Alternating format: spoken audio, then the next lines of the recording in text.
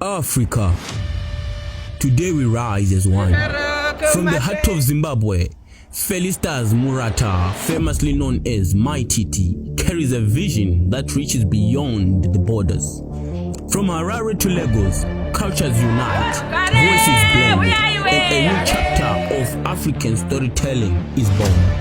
A fire ignites, and from the ashes comes a tale of hope, strength, and destiny. This is not just a movie. This is our pride, our unity, and our future. Come and see ukudla kwamehlo.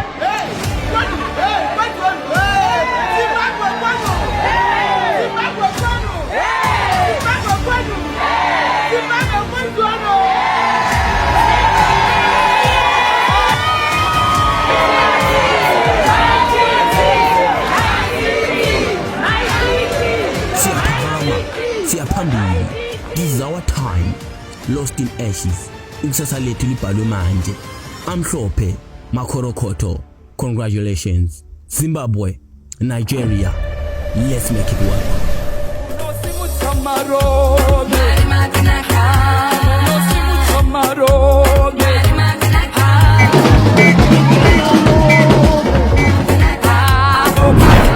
God will always make a way, and He will always do it